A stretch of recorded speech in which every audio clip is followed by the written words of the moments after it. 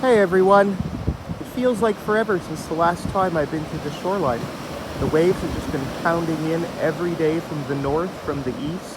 However, today it looks like there's a few piles.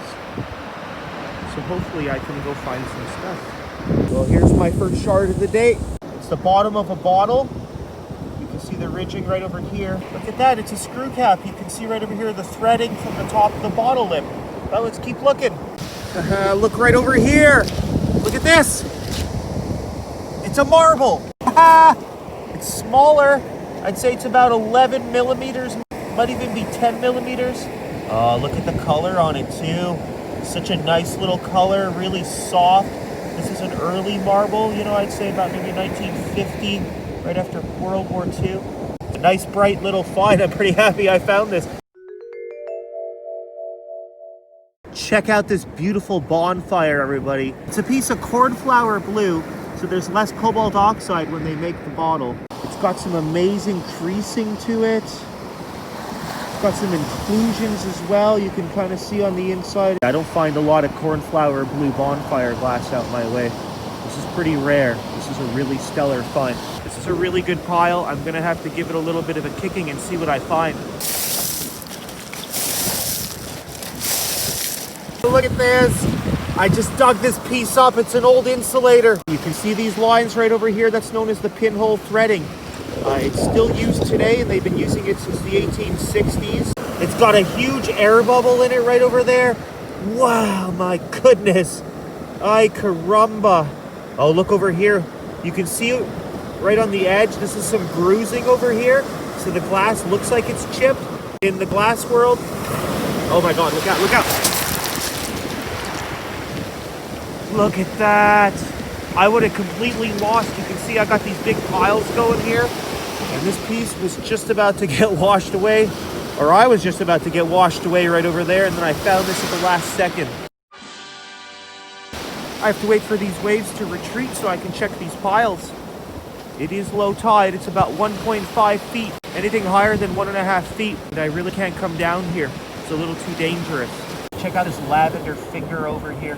It's so beautiful. Well, maybe it's a pinky finger, but it's a really nice find. It's hard to pick up the color. Maybe if I put it down, you can see it a little better over here.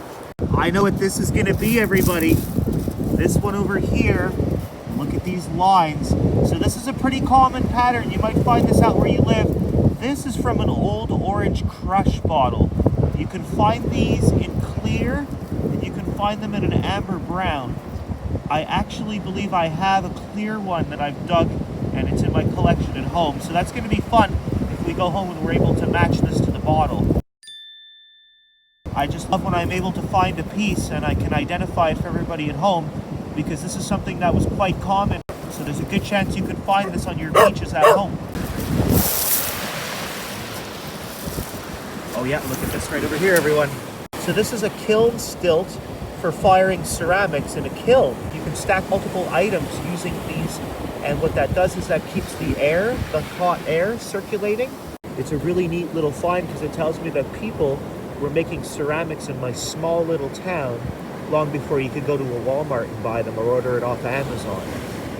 So if you find these out your way, this is indicative of ceramic manufacturing. Check out this agate right over here on the beach. I was just filming the kiln stilt and I looked down and I could see this. It looks like it's the Green Lantern symbol made out of metal. Oh my gosh, everyone, check this thing out right over here. It looks like it's the top of a castle. Maybe it's a lighthouse. Here, I gotta check this and see. I gotta give it a little feel. It is not plastic. This is an actual ceramic right over here. Oh my goodness, I wonder what this is from. I can pretend it's a lighthouse because I found it next to the sea. The truth is I can see the bricks over here, so it probably is supposed to be a castle. So this is amazing. It's a piece of a statue from an old castle. I wonder if anybody at home has this in their collection and they can identify this. So I just moved over to the sun over here, and right away I looked down and I'm like, this is not a rock. This is definitely a piece of glass. So let's figure it out here together. Wow, look how aged this piece of glass is. This is unbelievable. This is a piece of real pirate glass. It could have even been in the ocean for 300 years. hoping that it's more on the olivey yellow side than the green side. I find typically the greener bottles and the greener glass is more 1800s, and a piece like this is more 1700s. I'm going to try and hold it up to the sunlight here and not lose focus so we can see. Oh yeah, look at that. You can see the olive to it. Oh, there we go. Now you can see it's more of a yellowish black olive. Here's a really nice well-aged piece of green, everyone. Check it out. Super frosty, pretty thick. Might be the bottom of a bottle. Here's a great score, everybody. I just found this piece in the hole right over here. This here is from a late 1800s or early 1900s medicine bottle, like a patient medicine bottle. I believe this would have been one of the sides, and right over here that would have been the base. This is the base right over here. And what's really great is I have a few really nice old 1800s bottles that are going to match very closely to this piece when I get home. I gotta move. It looks like the water's moving in on me. Low tide is over. It's going to be time to head home real soon. This is another great find. I'm going to be able to show everybody where it comes from and its origins. Check it out, everyone. I see blue. Look at this. It's the bottom of a bottle, like a Vicks bottle or a Noxzema. Oh, there's a green right here too. Anyways, let's get back to this. So you can see that's the inside of the bottle. And then we got the bottom. And then we've got the outside wall. It's insane how many of these I find. This one's got a little bit of writing on it. 1 in 1/8, 5100. I tell you, it's the best drain plug you're ever gonna buy, mate. Step on down to the Drain Plug Emporium. Sniff it out. Where is it? Find that sea glass. Oh, look what she found. She found a heart piece of ceramic. It's a pitted old spoon. Just so amazing how the ocean just corrodes the metal. The handle is missing and this is all that's left. It's a great find. Hey everybody, I just got back home and I wanted to share a few examples of those pieces that I found on the beach and where they match up to the actual bottle. That piece right over there matches up to medicine bottles that were made in the late 18 to early 1900s that would look like these over here. They're only about 4 inches, not including the neck. They're about 6 inches total. A lot of these were snake oils, cure-all elixirs.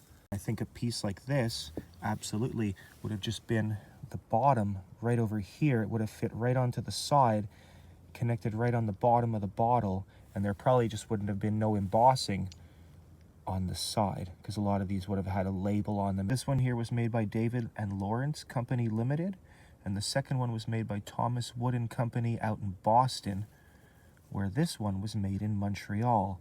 What's really neat about this one is I've actually seen variations with different cities embossed on the side, so they would have just changed the slug plate. This piece right here absolutely comes from a medicine bottle such as one of these ones over here. As you can see, it's very slim and it's rectangular. So if you find a piece like this out on your shoreline, it's almost a guarantee that it would have originated from one of these. Next up, we have our insulator piece. So you can see these little ridged lines right over here known as the pinhole threading that I mentioned was first patented in the 1860, and it's still used in insulators today. You can see deep down inside of this insulator that there's a little bit of a threading over there, and that matches absolutely to this piece right over here. Tells us that this piece would have been right on the top right over here, and that's kind of why it's puffed out on the sides. Next up, we have this beautiful cobalt find right over here that's from the bottom of a bottle. Luckily, it's a very common bottle, even produced until the 1980s. It's an absolutely perfect match right over here, you can see. The only orange crush bottle that I have in my collection is this one right over here. You can see it's registered 1956, the design. Unfortunately, these lines don't match to the pattern right over here on this orange crush bottle, so I'm gonna have to go on the internet now and find a picture and then put it in so everybody can see the example of where this bottle came from.